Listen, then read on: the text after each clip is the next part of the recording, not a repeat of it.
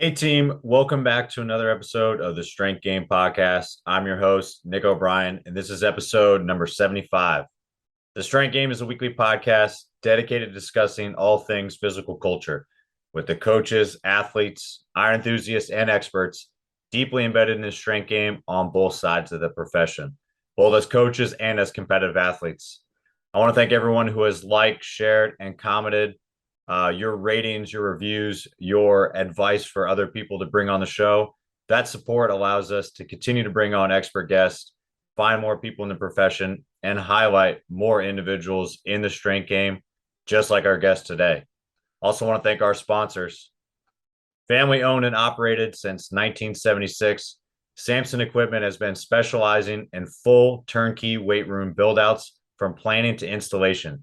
Based in Las Cruces, New Mexico, Samson provides professional weight room solutions for those looking to lead the way in advancing our strength and conditioning profession.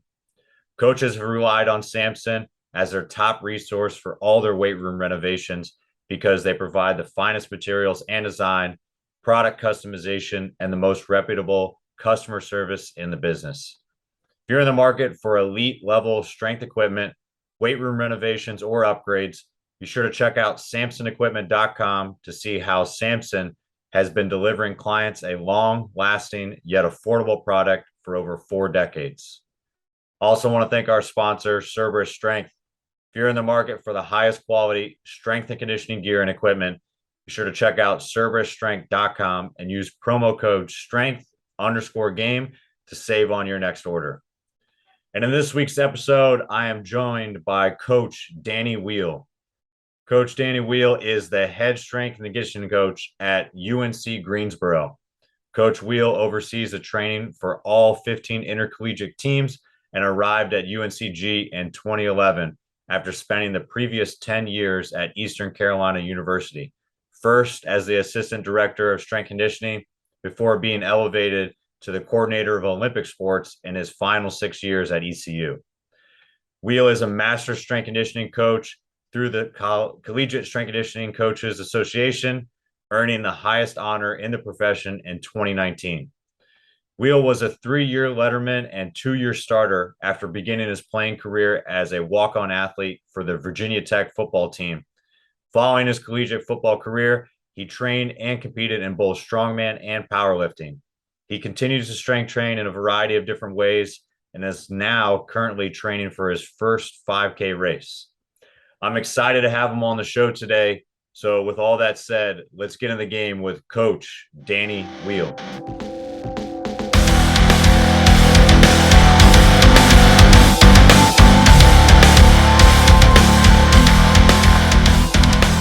What's going on, everybody?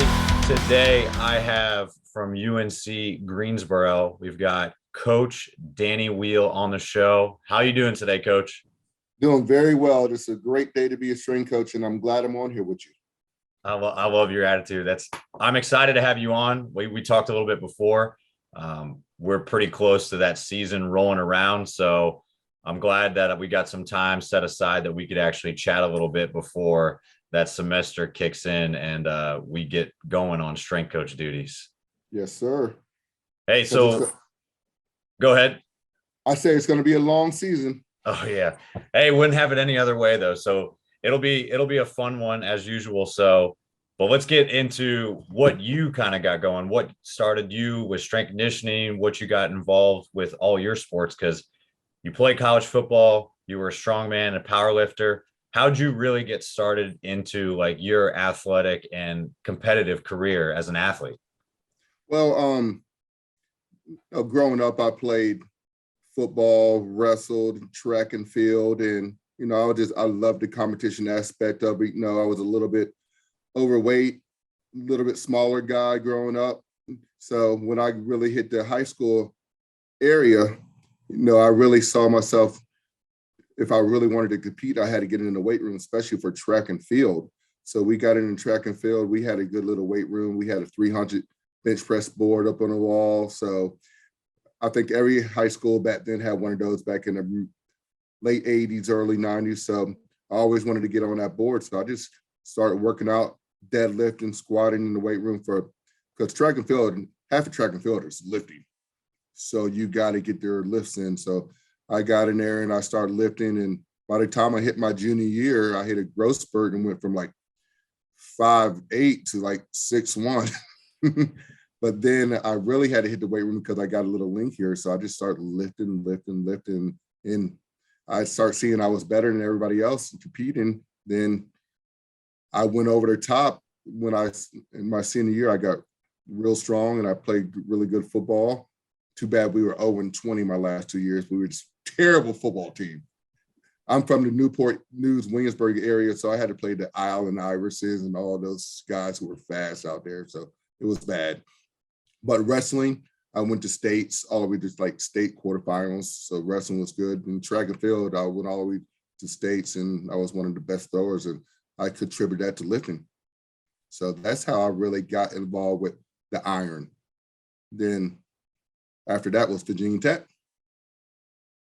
I like it. No, that's an awesome start. Obviously, nowadays it's hard pressed to probably see some of the athletes we see come through our doors play so many sports or go through like everybody goes through those body changes and everything like early in high school or late in high school, whenever those growth spurts kind of happen. But it's hard. You're hard to find someone that like excels and plays 3 sports nowadays. So it sometimes, and for high school or some academies, some private schools, like strength conditioning becomes like that other sport.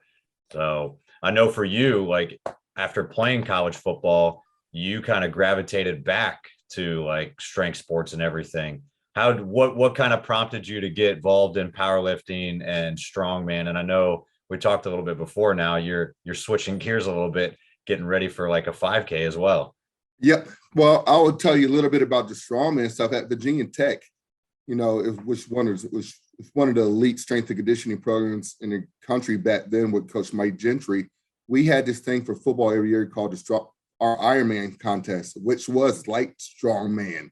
So 1 year a quarterback won, 1 year a defensive tackle won, 1 year but it was one of those things where we had different events that were strongman, like uneven bar, like log presses. We had farmer's carry with old rusty dumbbells for distance. We had weighted vest stair climbing, the things for time. So it was a strongman competition. So that right there set the tone for, okay, strength stuff is great. It's fun. You can compete with yourself, you know, and you're competing with other people, but you're more competing with yourself to get it done. But after Virginia Tech was done, you know, I went into East Carolina and we start lifting and training. And one of my strength coaches came, Mike Golden, and he coached the U.S. Powerlifting team back in the early 90s, mid 90s and things like that. So he was already a powerlifter. So, you know, there was a group of 4 or 5 of us, you know, we were really tight. So we just all started training together and we were like, okay, let's have goals. Let's train for powerlifting meet. So we all started training and the community we had for training and lifting and me wrapping his knees, he's wrapping mine, and we just getting after it. And we had young guys who wanted to get after it, and we just loved that community of, it wasn't really even really truly about competing and getting big numbers, just community aspect of, okay, let's train together and have fun as a staff. So that was it. So we did about 3 meets like that. Like I said before, I was pretty good at it. You know, deadlift to 700 was like my best deadlift, and that was pretty impressive. And I still got it on YouTube somewhere where I did the 700 and they told me it was 650. Coach Golden jumped into my arms and I'm like, oh, I did 700. Okay. So they were more happy than I was. So that's what made me love powerlifting. Then we wanted a new goal. We wanted the strongman stuff. We start training some of our guys with the strongman stuff with some stones and farmer's walk. We start getting all these implements, yoke, and we start training our guys with some of those things because, you know, back then in the mid 2000s, in collegiate mid-level football, you need a little mental toughness, little kick. You know, we're not Power 5, so we needed to do things that just, you know, hit home. So we just started doing a lot of strongman competitions. We did strongman competitions in summer. And the guys were like, are y'all doing this stuff? We were like, we're not going to do it. We're not going to make you do anything that we're not doing. So we were doing it. So we were competing. We were lifting logs in the back room. We were lifting the heavy stones in the back room. And it just became fun. And that part of the competition to really push yourself in a total, it's a lot of the same things as powerlifting. You got to train a lot of the same ways, but you just get to do different kind of events with it, be more athletic. So we did that for a while and we just enjoyed doing it. So then we flipped back and forth and try to do different competitions. Then people left, people got different jobs, and that's where it was. But we just love being a team. I mean, there'd be some Friday morning sessions where we would put the guys to a strongman competition. Then we would do our strongman training. Then we would go to this place called Professional Cools and order like 200 wings and just sit there as a strength staff and just eat 200 wings and get our protein intake in. Oh, so it was more about the community and the competition that's fell into place. I love that. That's awesome. No, that's a really good way to put it too. Because I think like anybody that's involved in strength conditioning at whatever level, it can really eat at you, like just with the amount of hours and everything too. And I think a lot of times strength coaches kind of fall into that, well, I can get a workout in or anything, but you guys took it and was like, well, we can do this all together and we can try this something new. Like Coach Golden is really good at powerlifting. Why don't we all just get involved in this? And you guys start training as a team, or you start throwing strongman in and start learning some new stuff that you can actually implement with your athletes. But yeah, it's fun and everything, but rather than just working out and kind of like working up a sweat or just kind of passing the time to stay like in shape or just like get a mental break from things, like you guys had some goals in mind. And like you said, like the competition just kind of fell in line. Like you didn't even know what was on the bar when you're pulling 700. Like that's just that's a byproduct from what everything else was going on. And the camaraderie, the fun, like the atmosphere you guys were creating just from training, I'm sure that carried over to what you were able to do with the athletes too. Yep. It sure did. The guys would come in there and watch us train, and they will start yelling for us when we were doing different things. The young ladies would be in there and seeing us train, and I'll be like, hey, they were like, that seems hard. We can't do that. I was like, oh, yes, you can. So I made a strongman circuit for my softball team back at East Carolina, and they did it and they loved it.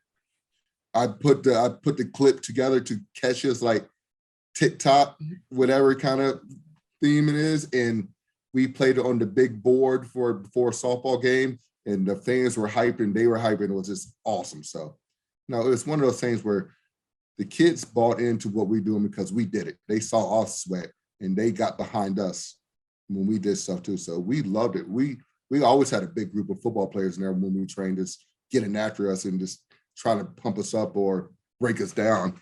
No, that's great. That's awesome. I think it's cool. Like it's a testament to what you guys were doing. And I think strength coaches are in a unique position because I mean, for one, not to go off on a tangent, but I hate the diversity questions that we always get trying to get a job, because I think we work with the most diverse population you're ever going to get. You're getting everybody from every background across the state, across countries, like to come to one school to play a sport and be part of a team.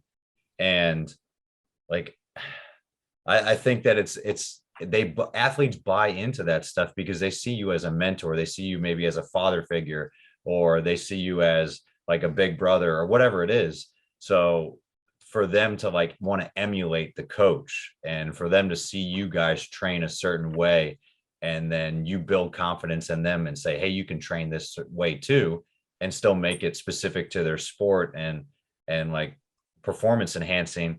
I think that that shoots up what they're able to buy into, and now they'll run through a brick wall because they see you do it too.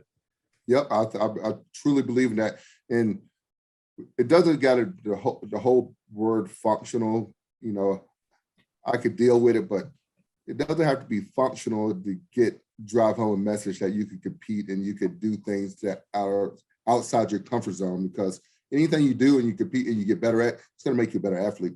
Because most of athleticism is mentality. I like that. Hey, so did you guys actually have, when you were at ECU and you started working with all the strongman equipment, did you actually guys have like stones and yokes and logs that yourself, but were you actually using like those real implements with the athletes too? Oh yeah. I mean, we didn't really let the guys use the stones, but we had the yokes, we had the logs. We did a lot of log presses with the guys.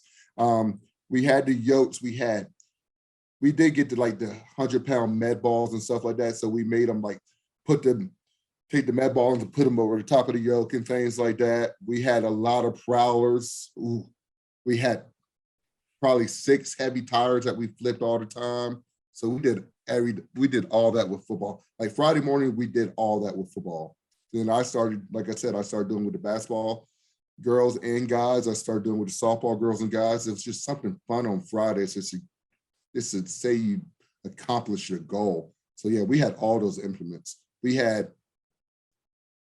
I know we trained with stones. We had a stone that went from 250 to 280 to 300 to 330. And we did those all the time. That's awesome. Yeah, I remember having one of my GAs that worked with me when I was at Salisbury. He was a pro strongman, so he really got me involved in strongman training. And like that was kind of one of our ways, because Salisbury's D3, that was one of our ways to kind of coax guys to, hey, do you want to stay back in the summer? Because you can play with all these toys and we'll make all your summer packet training use some of these strongman implements, but only if you stay. And getting to use like the log with the linemen and have them clean and press with it too. And it was a lot of fun. And I think they liked kind of the variations too, and feeling like they were part of like a different club when they stayed in the summer. And I would like to say, like people, like we said, functional, that stuff is truly functional because you're picking stuff up that is in awkward positions and you're having to use your whole body to overcome that gravity and that object. And that stuff is truly functional. I wouldn't want to mess with Bill Casimir back in his prime. No, I shook his hand once and I felt like his fingers were going up to my elbow. So that kind of strength, you can't teach that kind of strength. You just got to train that. They got to mentally get in there and just get into the fire, and that's how you're going to get good. And we did a lot of that stuff with the offensive linemen with the yokes and logs, and those guys became animals. Oh yeah, it is definitely functional strength. I remember, I think it was one of the first times that they introduced like the real log press back in the day when it was actual trees. The first time they put it into a strongman competition, and I forget where I heard it, but I think they were talking to Kazmaier, and one of the things he was saying was, it's like, why did you pick up the log differently than everybody else, like the 3 guys before you? He's like, because the first 3 guys tore their bicep. So you don't even, at that point in time, you didn't even know what the weights were and how to manipulate your body around it. So if you want to talk about functional, that stuff is right up there at the top. Functional. Hey, so we talked about it a little bit. You're shifting your goals a little bit now, away from maybe some of the strength sports too, but probably still involving strength training in a new goal that you're kind of setting. So how are you kind of structuring maybe your training currently and adding some running in to like prepare for a 5K? Well, I mean, my training's still basically, I'm still squatting, deadlifting, pull-ups, and all the things, but I'm adding in that extra recovery and piece so I can go out and run 2 or 3 times a week for training for a 5K. One of my cross-country girls who was like leaving, she was just saying thank you for everything I've done. She was like, hey, once you start getting back into running, I used to see you run. She's like, once you train for a 5K? And I was like, sold, Meredith. I mean, that's all it took. So I was like, okay, let's start switching gears to, okay, let's start doing a little bit more joint-friendly strengthening exercises, a lot more step ups, more step downs, a lot more leg press, some lighter squats, box squats to a little bit higher angles and things like that, so I can go out there and perform and run better, And me, I'm a bigger guy. I'm 275 pounds, and 5 years of football and everything else, knees don't feel good in the morning, wrists don't feel good in the morning. So I have to really watch what I do, and I do a lot of modality, a lot of stretching, a lot of yoga and things like that, so I can go out there and perform, so I can meet my goal of running a 5K in under 30 minutes. Nice. So I like it. So that's, I love to train. I'll go, like I told you before, my assistant, she is a competitive bodybuilder now, and she wants to really train like that. So I trained with her when she first started and kept her motivated until she got to another level. Then I went back to regular training, and this, I could switch up my training plan so I could do different things. I don't have to stick with a squat or a deadlift or something like that. I just want to do something that's going to keep me motivated to keep training for life. I like that. That kind of leads into what my next question was going to be, because obviously, you're a master strength coach. You've been in the profession for a long time. You've done all these different sports, and now you're kind of switching gears to something that you probably haven't done since you were a kid, and actually run long distance when you're playing football, strongman, powerlifting. Those don't really require a whole lot of 5K running ability. So you said it yourself, staying motivated and train, it's awesome to see you as a head coach training with your assistants and motivating them. Do you think kind of the variation in these sports and trying new stuff and kind of being novice at something again has really kept you going in the strength game for so long and making it last long? Or do you think, would it be harder if you were say you were doing powerlifting for 20 years? How do you keep that motivation up? That's a tricky question. I mean, I just been always that kind of person where I like a new goal, and I like setting goals and standards for myself that are difficult to obtain. I like trying to obtain goals. So I think when I started trying to do this 5K, I was like, okay, I'm a little bit older, I'm 47 years old, and now it's going to start getting to the time where, hey, I got to start thinking about my cardio health. I mean, it's the truth of the matter. So I want to watch my weight. I want to get in the cardio game. So I was like, I put a goal, or Meredith put the goal in front of me, and I just took it to another level. But I think for me, being able to switch up the things I did or have done, it kept the strength game interesting and fun. I really believe, because right now I'm just probably going on a little tangent, but I read a lot. I read a lot of different books. I read a lot of training books. I read a lot of motivational books. Like when David Goggins, I read his book when he said that he just didn't want to be a fat guy and just wanted to get the SEALs. He just had to run. Now he's a ultra marathon kind of guy, and he loves it. I think you just need a goal. You need to set yourself on a path to reach something. And I think that you need that in life in general. So, I'm one of those guys where, okay, I'm not good. I never did a bodybuilding contest, but I'm going to train with my coach self as a bodybuilder to see what they do. And some of that stuff is an intense burn. But then right after I decided to start running my first 5K, and I tried to go out there and run my first 5K, when I went out there and tried to run, I was like, holy, this is hard. Now I got to totally, Coach Gingerelli said, I got to respect these people who run a lot, because it's hard on your joints. It's hard on your body. And for them to do this day in and day out, they have to be mentally tough to do this. So it's a new mental challenge for me too at the same time, if that makes sense. No, that makes complete sense. I mean, that was one thing that Coach Gingerelli and I talked about a lot. I've never really had a cross country or distance team. And I told him, I was completely honest, I'm pretty nervous about having one, because I'm not in those guys' shoes, and I don't the way I'm training. There's no way I'm going to be able to get up to that volume that they're doing. But still, you could set a goal to run a 5K and at least put yourself in their shoes a little bit and be able to relate to them a little bit better, and maybe understand more so what they're going through, what the mental side of that is. It's not going to be the exact same competitive level or the same amount of training, but I mean, just putting your head down for a month or two or longer and competing on a certain level realistic to what they're doing, like there's a big difference, but now you can kind of relate to them a lot more. Maybe you could change your focus and change your program in it. And I think that's awesome to like see what you're capable of doing, set yourself a new goal and really stick to it. Yeah, I believe so. Just like when Angelo said he had that Finish Strong book, I went and bought it. It's on my desk right here. And I'm reading it now. This is to get a little bit better knowledge of it. I've been doing cross country for a while now, but my cross country coach is new and she wants to start getting into a little bit heavier lifting with her team. I'm like, oh, let's go. So we're going to try some different things. And I like that. It's good for your body to try different stuff if you're indoors.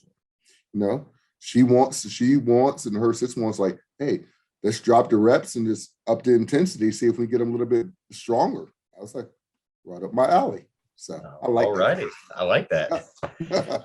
Hey, so I know you've been in director positions for a while at both like where you're at UNC-Greensboro as well as ECU, like with the Olympic sports and everything. For anybody that's like come in as an intern or volunteer, maybe that really wants to be a coach but is not training themselves. Like obviously, like you're a great example of someone who practiced what they preach, and you've already told us like all the things that have helped build buy-in with your athletes, whether like purposefully or just like out of sheer love for training. But maybe for a coach that's coming in, like what would you say to them to like sway them to like, hey, you should probably start lifting like your athletes, or do you already kind of set that tone when you bring on an intern or bring on an assistant that's looking, or do you think it's really necessary as a coach? Yes, I do. For our intern program ourselves, we make them pick one of the programs and follow one of the cards that their kids are doing. I mean, it's just they need to show us that they are dedicated to lifting weights and being a healthy lifestyle and not being scared of being around this. Because if you're scared to be around weights and move weights, you're not going to be able to help these kids the right way. So we make them pick a program. And one of my former interns, she's a head coach now at a really small D3. She loved it so much, she's now involved in Olympic lifting. She loves it that much. And all my assistants, all my interns, I think they see us train, and me, Coach Self and Coach Diaz or some of my former, and they see that it's a joy and a love and a passion.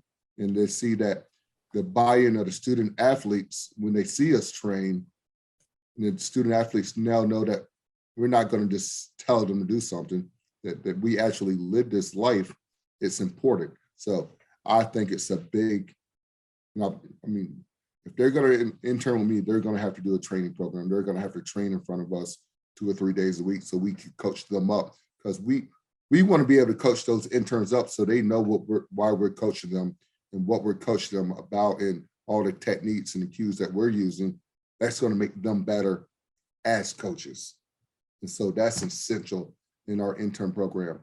And with my assistants, now it's not tricky. When I interview somebody who wants to be assistant, I talk to the people and make sure that they like to train, period. We have a staff pumping hour and we're going to train at 10 o'clock. And I want people to see them train. I want, sometimes some of the people in the building are like, oh, y'all are always training. I was like, that's not a bad thing for our student athletes to see us training, because it's going to cause buy-in. So, sometimes people don't understand why we train, think we're meatheads. No, we're doing this for a reason. Exactly. Yeah, you have to sharpen the axe at that point. But Mm-hmm. no, I love what you said. I completely agree. That's the same way that I try to carry out our intern program too, because I mean, what's the bet? It goes both ways too, because the full-time staff is able to actually coach up someone that is probably a little bit more receptive because they want to be a coach in those shoes too. So now you can kind of speak to them and coach terminology versus like just an athlete. But then those interns realize like what it's like to be coached and critiqued and kind of pointed in the right direction, rather than just kind of echoing what a head coach is doing. And Yep. oftentimes that's helpful, but you don't want them to just be an echo chamber repeating everything you say. Yep. And another point, when we get interns who want to come in here and work with us, we actually make them interview with us. We make them sit down and tell us their goals, what they want to do in life, what direction they want to go into, what their lifting or training background is, with their sports background. We go through these things and let them know that, hey, this is what we're looking for, and this is what we expect out of you for 10 hours a week, whatever it is. And if you want to be good, if you want to get mentored by me toward CSCCA or help you with your CSCS test, this is what it's going to take for you to be good. Because it's going to take time and a lot of free time. No, that's great. Get good at this. I think that's great advice for anybody considering getting into the profession and understanding the time commitment that it's going to take, and not, it's just not a linear path, because like you said, you want to learn how to coach, but you also need to be able to train, because you want to build buy-in, but you also need to know what these movements feel like, so it'll help you program. There's so many like pieces that kind of go into the puzzle. It's not really just a recipe where you can follow these directions and it makes a perfect cake. Like every coach is different, every program's different. So you really have to figure out all the things, like the intangibles that make it up, and then kind of put your own flair on it as you develop in your career and you kind of refine things as you go. Exactly. So from your career, was there ever like, what really got you wanting to pursue coaching? Because I know you played at Virginia Tech. Was there a point in time that you like, because you also GA'd for your own coach, Mike Gentry, when you were there? Did he kind of put the bug in your ear, or did someone else like really kind of push you towards wanting to get involved in strength conditioning? No, it was all Coach Gentry. So I walked on at Virginia Tech. I was a part of the Corps Cadets, which is our military battalion at Virginia Tech. I was Corps only because my dad was military, and I liked that disciplined lifestyle. And I also played football, and plus the Corps gave me a scholarship. So I walked on to be a football player, and so I was on a team. I was doing PT with the Air Force or the Corps Cadets. Then I was going to football practice and living with football. So my second year there, I was all right. I had a lot of people in front of me and things like that. My second year there, Coach Beamer called me and like 5 other guys into the office, like one at a time, and gave us scholarships to be full-time football players, and just have school pay for it. And he looked at me and told me, and Coach Beamer said, Coach Gentry told me to give you a scholarship because you worked that hard in the weight room. From then on, I was like, Coach Gentry's my man. Then the opportunity, like when school got out, I trained hard. I was a super iron hugger and all that stuff, and I just loved the weight room. I did anything for that man.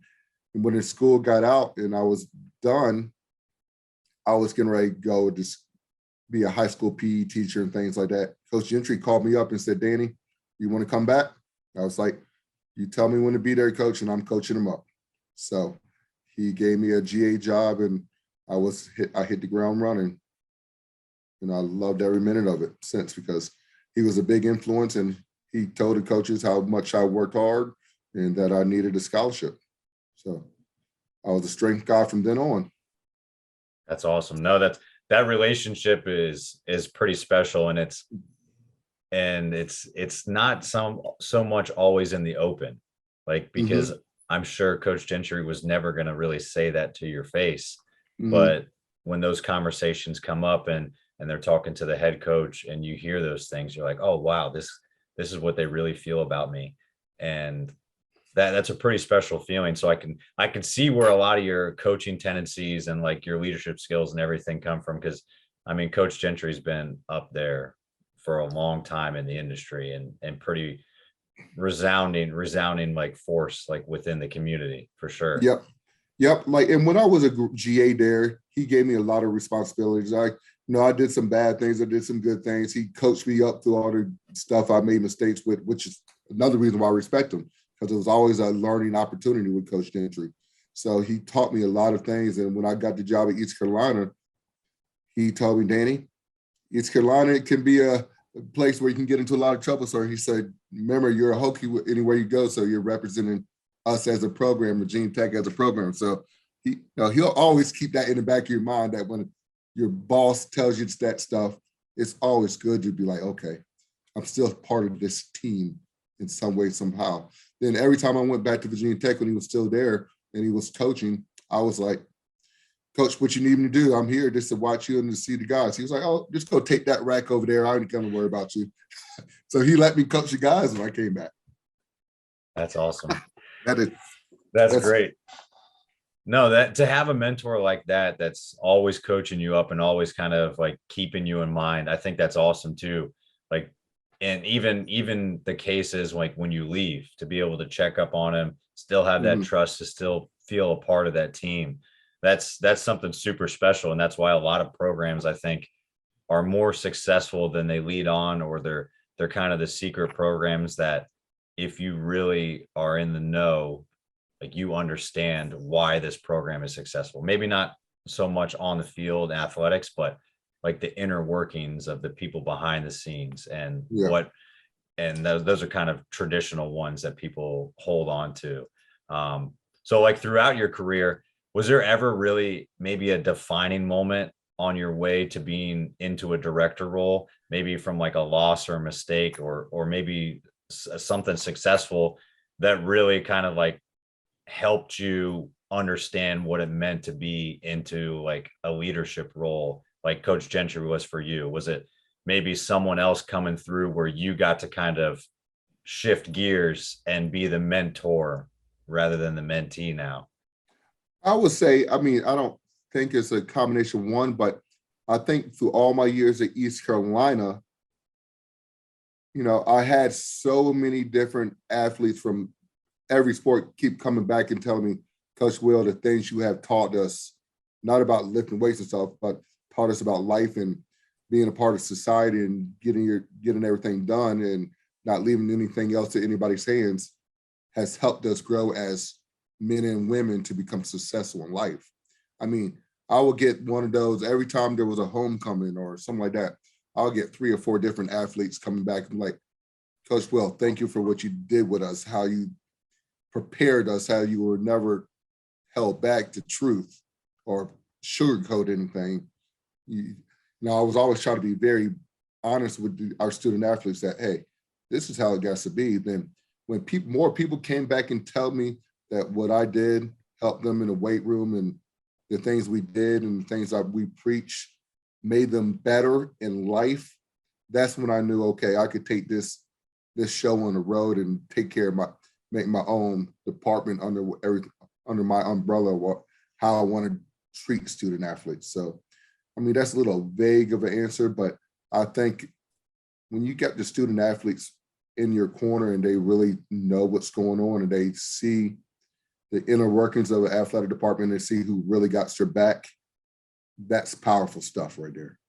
Yeah, I couldn't agree more. I think that's huge. That's at the end of the day, like we understand, like we love training and we love like barbell life and coaching and everything, but it really is those relationships that you get to build with the athletes. And it's pretty cool to see like athletes come back in homecoming and tell you more so.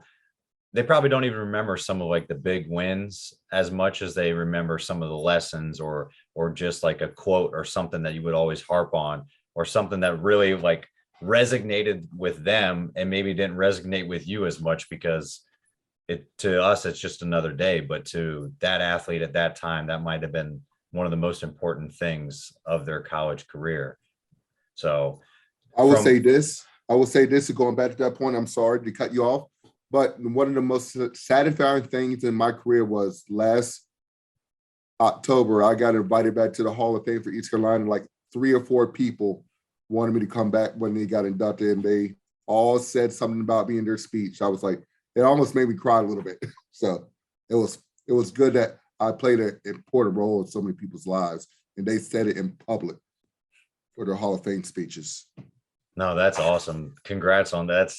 I mean, that's something that probably, again, like same with training and everything, that's probably something that motivates you or really kind of solidifies the reason you eventually got involved in coaching and what probably continues to motivate you and push you going forward. Because those are super important things. And I think at the end of the day, like strength coaches, athletic trainers, all the support staff that really are kind of behind the scenes, those are the people that are really in those athletes' corners as much as Yep. possible. And developing those relationships is paramount if you're going to get those athletes to do anything. I mean, Oh, yeah. you could blow a whistle and you could put the best program like on the board, and whether or not they do it is probably based off whether or not they trust you, they like you, you're honest with them, and like they're actually bought into not just the program, but the coach, the person that's telling them what to do. Hmm. I totally agree with you. It's all about relationships. At the end of the day, it's about the relationships you build. If you don't have a strong relationship, you could, like you said, you could put the best workout on the board. You could be the best coach in the world. If they don't trust you, they don't have a good relationship, they're not going to buy into it. Definitely. So then I So could, then if I have a great relationship and I just tell them to go do 20 push-ups and 20 sit-ups 5 times, they'll get something out of that more than anything else. exactly. That's great. Hey, so the one thing too that's pretty interesting for you, and not a lot of people in the same position like yourself, because strength conditioning nowadays, at least in my career, like the longest I've ever been in one spot was twice 5 years. But like one time at Salisbury, I went back and forth between 3 different internships just to come back and like go to an intern to a GA. And then my last stint at Fresno was 5 years. So that was the longest I've ever coached in one place. So a lot of times, like some of the stories that you're talking about, um, they don't resonate like right away. And the same thing that we tell our athletes about, like there's no like instant gratification is not going to happen. Like you want to have sustained success over the course of a year, a semester, 4 years. Has Do you think it's different, like planting your roots in a place like you were at ECU for 10 years, you're going on 12, right? At 12 UNC years. Yep. Greensboro. Yep.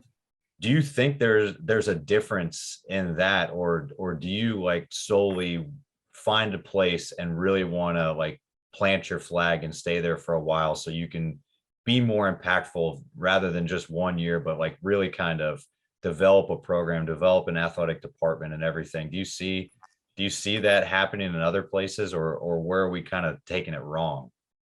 I mean, I can't knock anybody who wants to further their career from going to school every 2 years, because it's a doggy dog world out here nowadays, because our strength and conditioning industry is getting, I mean, it's becoming one of the most popular industries in the world right now. Everybody wants to be a strength coach. Everybody wants to be involved in some kind of conditioning or strength or supplementation, personal training, sports development. So it's very hard to get in the door in some places, in some aspects. But for me personally, I was at East Carolina for 10 years. I could have took other jobs. I tried for other jobs, but it just fell into place that I was able to keep climbing the ladder there. And the trust that all the head coaches had in me by the time I left there, and I kept building and building and building, was phenomenal. I mean, I have head coaches calling me when I was still here, like 2-3 years here at UNCG. So it was good to hear them, just to talk to them. They'll ask me my opinion about things. I was like, hey, it's not my program anymore. I can't really step on anybody else's shoes, but it was good to hear. But so I think being there that long, built relationships with student athletes and coaches and administrators. Some of my best friends in the world are still at East Carolina. And I didn't think it was worth, my dad was always one of those guys who say, if you're going to start something, finish something. And when I left East Carolina, I built a strength and conditioning program for the Olympic sports that was second to none. Those guys and gals there were great. They loved the weight room. They loved everything about how we programmed and did things. So I left that place in a good spot. But when I took the job here, I knew coming here that we were going to have to build a culture, build relationships with administration, and just get into everybody's ear. Like, strength and conditioning is the way to go, because the strength and conditioning program here, it was way behind the times, way behind the times. When I got here, I had to clean the weight room up, change things, make things functional flow the correct way, and just keep building it. Then the way I built it wasn't but the nice weight room and the nice equipment, was by culture. Like, we're going to work hard, we're going to have fun. We're going to work hard, we're going to have fun, work hard and have fun. And it's just one of those things where they all start buying in. And like 2-3 years down the road, some of the coaches was like, Coach Will, why do these kids love the weight room so much? I was like, because we have a good time. We work hard, we play hard, and we just get after it. And we have good times. And we built a culture where, hey, it's all right to fail. It's all right to succeed, as long as you get right back up and start doing it again. So I love being at one place for so long, because you could build a culture. And once you leave that place, you could see everything built. And, you could see the brick and mortar built. So that's why I like being here. And plus, Greensboro is an awesome town. So, and I wouldn't want to leave for the world. That's great. No, I think that's the mark of like a good coach, like a successful person, like relationship, is they don't really know your worth as much as possible until you're actually gone. And Yep. to have all those people reach out to you, to be invited back for athletes and coaches getting inducted into the Hall of Fame, like at a place that you hadn't worked at in more than a decade. Yeah. That's pretty awesome to have people that want to honor you and invite you on probably one of their most important times. And and I think coaches, we deal with that a lot. Like, obviously it's not life or death stuff, but for some athletes, like, this is the most important thing at this moment in time.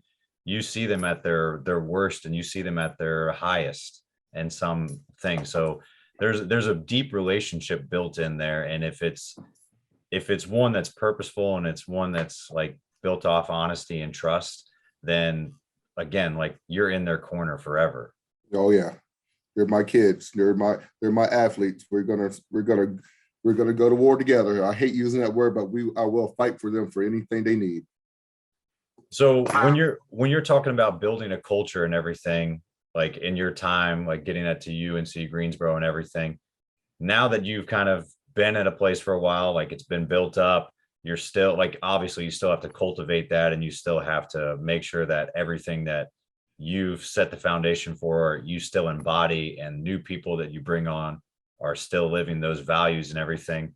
How would you kind of define a successful strength program or department? Like, do you have any metrics for yourself, or maybe for the whole department in general, where you say, hey, if we're hitting these things, we're checking this stuff off, we're in the right direction? Or can you really kind of quantify success versus like how easy it is to just say wins or losses for a head coach? That's hard. That's a hard question, because we do sports specific testing, and they ask evaluations and stuff, and we do, I try to put a certain percentage of kids breaking their PRs and doing things like, so yes, I do quantify some stuff based off athletic performance testing every year, and we could do that from max week, or we could do that from this training maxes and repetitions, the APRE and things like that. And we could get a good number and go off that. Or you can get a good go off like soft tissue injuries and kids being able to practice and not getting hurt all the time. But you can't stop a freak accident. You can't stop an ACL from happening. We could prepare them to get faster, better. Other than that, I think the number one way I could say that people start trusting strength and conditioning more is when we got coaches asking for more from us. They want us to do more with them and help them do more, and asking us questions and coming to our office and trusting us to do certain things and things like that. And that's hard to quantify, but we get those questions here all the time. Coaches come ask me, hey, Coach Will, what do you think about this, this, this? How would this help our young ladies? How would this help our young men? Or what do you think about if we took this off practice and gave them more recovery? I'll be like, that will work too. So it's a hard question to really quantify because we know that we're doing our job. You know, the athletes know we're doing our job.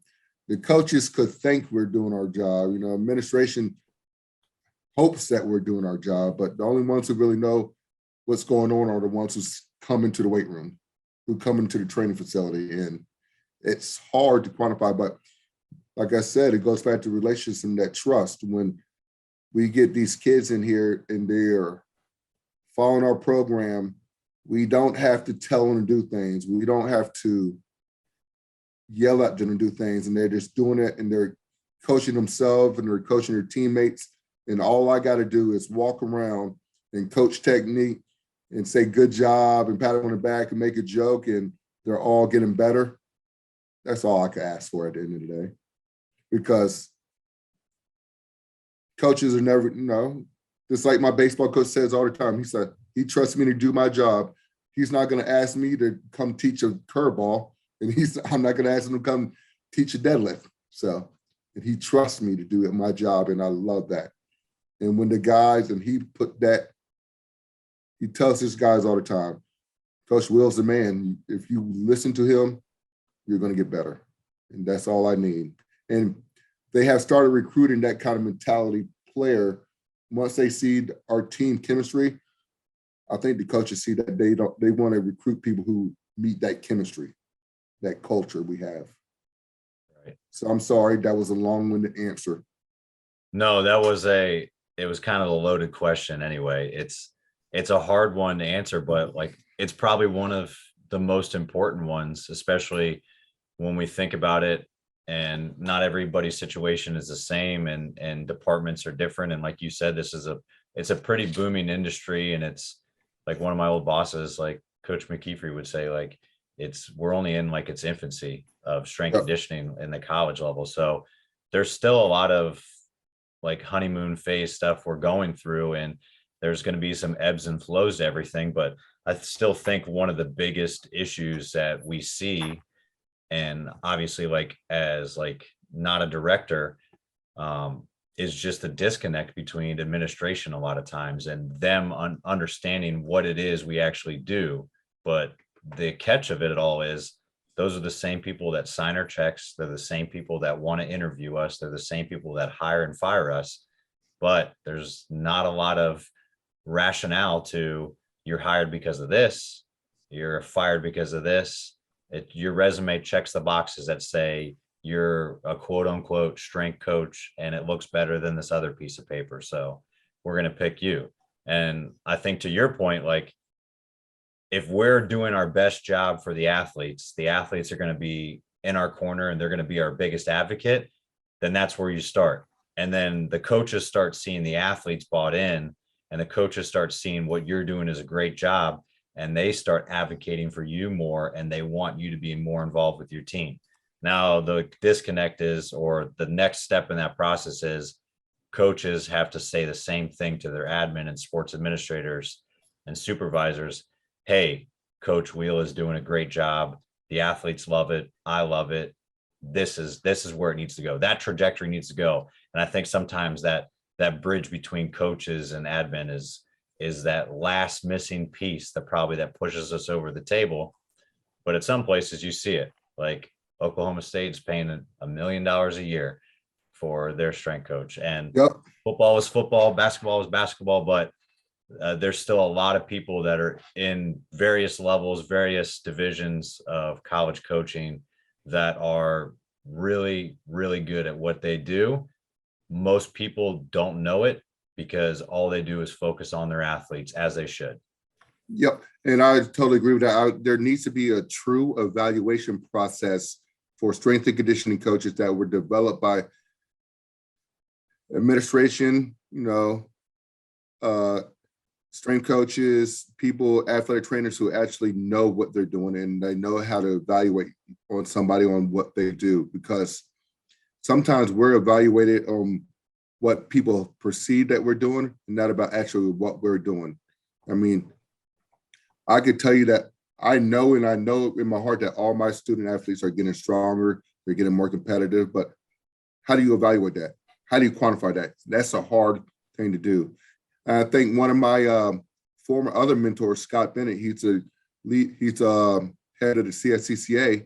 I would listen to him talking. He's always talked about put yourself in a position where you can be valuable in other ways other than strength and conditioning.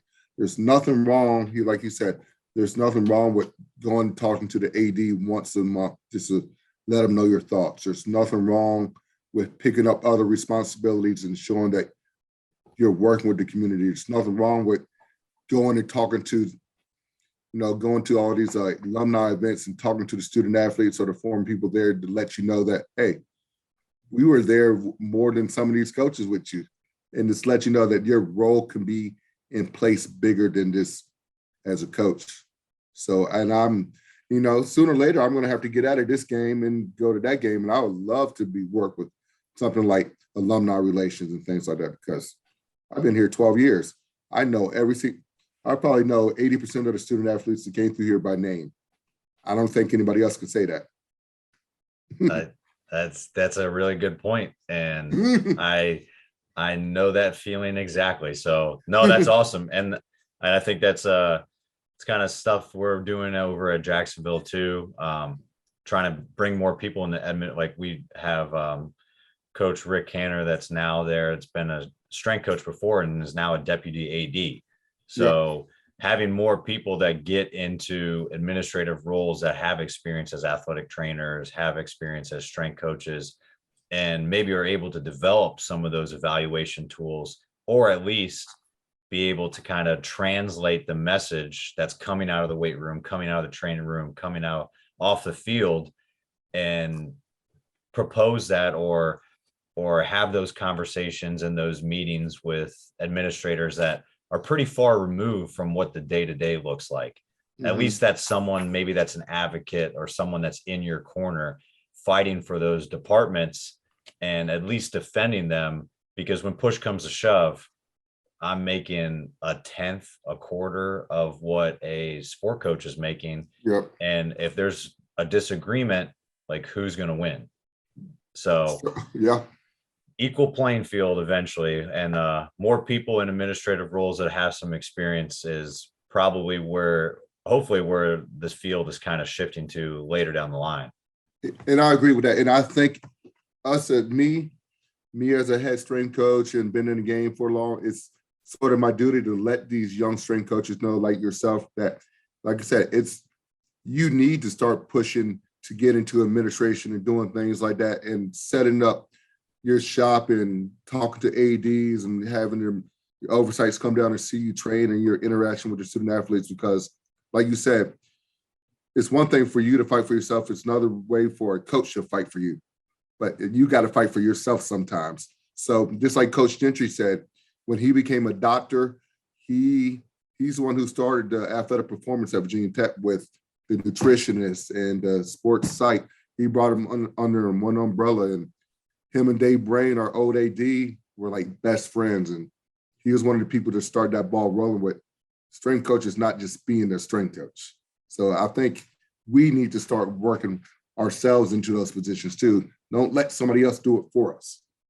Yeah, that's a great point. We really can kind of set the narrative and define what it is to be a coach. We kind of know what it is from the confines of a weight room, but there's a lot more that we can do to kind of take this thing into the next decade and into the future. And we really can like set the precedence and like set the tone for what that next coach is going to really look like, what they're going to be involved in, and what say they're going to have in an athletic department rather than just be the weight room guy. Yep. And I think we need to lead our profession into that area that, hey, we're coaches. We're not just strength coaches. We're coaches, and we develop student athletes just as much or more than other coaches or administrators. We're there. We're boots on the ground. There you go. I love it. Hey, so like any good training session, we end the show with a finisher. So I got 4 quarters, 4 questions, and maybe overtime. Okay. So you can go rapid fire or you can answer the questions with whatever detail you want. But you ready? Yep. All right. First one for you, which I might know who it is. Biggest influence in the strength conditioning profession and favorite athlete growing up. Okay. Well, everybody knows it's going to be Mike Gentry. So Virginia Tech Mike Gentry. He had assistants named Jim Whitten and Scott Bennett, Sonny Sano. I'm just going to list the people from the strength staff there. They all influence us. Not just one guy influenced you. Everybody influenced you. So Mike Golden. So I'm going to put all those guys in that category as big as influences because all of them shaped me in some way. I also had a couple other influences that shaped me in the other way not to do things. So I'm saying Coach Gentry and his staff. And my favorite athlete growing up. Oh man, probably Lawrence Taylor because I went to his high school and he's probably the best football player of all time. That's a good one to have too. And another athlete who got me in the strength game were the Road Warriors from wrestling. They were huge and I just loved them. All right, I like it. Hey, so when you're not coaching, you're not training for anything, what are some of your hobbies outside the office, outside the weight room walls? I do a lot of reading. I read different books. So I always try to stay educated. I read the Bible a lot. I try to go home a lot to see moms up in Virginia. It's only like 3 hours away. So that's about it. And just watching any kind of sport I could watch on TV. All right. Hey, so if you were not coaching, what do you think you would be doing as a profession? If I wasn't a strength coach, I probably would be a football coach. If I wasn't doing that, I don't know. I probably would own my own like lawn care service kind of deal and just working outside, manicuring lawns. And I like to see a project done at the end of the day.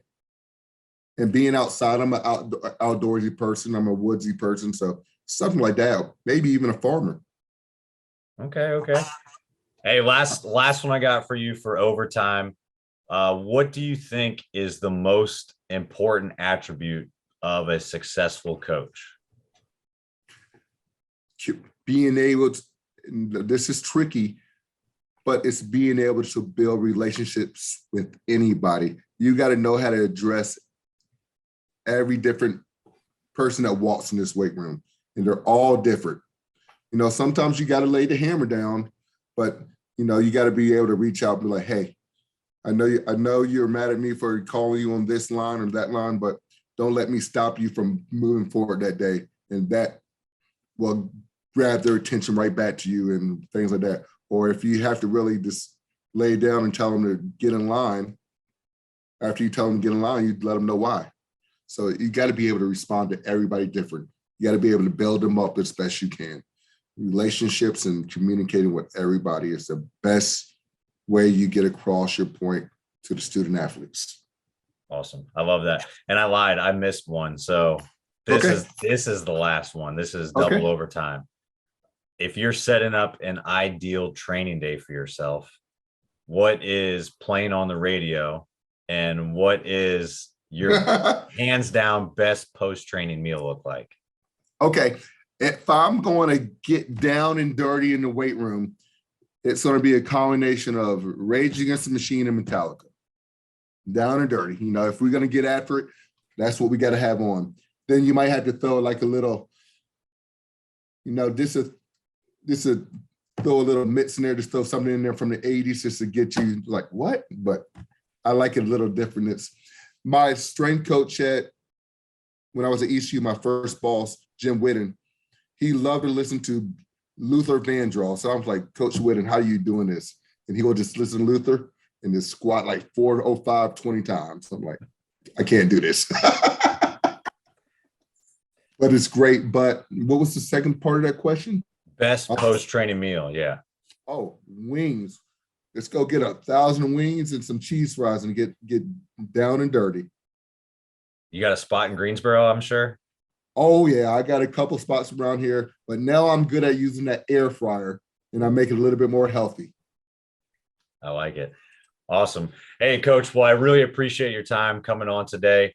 For anybody that's got any questions for you, anybody that wants to follow up and shoot anything your way, where can they kind of get a hold of you? They can email me at B as in boy, wheel, WHEEL 90@gmail.com. Awesome. And I might be bwheel90 on Instagram too. Awesome. Hey, Coach, I really appreciate you coming on today. It's been great to chat with you about everything, and I hope you guys have a lot of success moving forward in the upcoming fall season. Thank you very much. I love your show. I would love to get back on here another time. I appreciate it, Coach. We'll definitely have to run it back. Yes, sir. That's it for this episode of The Strength Game. Thank you again to this week's guest and to our sponsors. Be sure to connect and keep up with our guests at the links in the description below. Remember to subscribe to us on Apple and Google Podcasts, Spotify, or your favorite podcast provider to stay up to date on all future episodes. Also, check us out on YouTube and CoachO'Brien.com, where you can find all the video versions of these episodes, as well as show notes, episode schedule, and much more. Comments, ratings, and reviews are always welcome and appreciated. Thanks again for tuning in, and be sure to join us next week for another great episode of The Strength Game.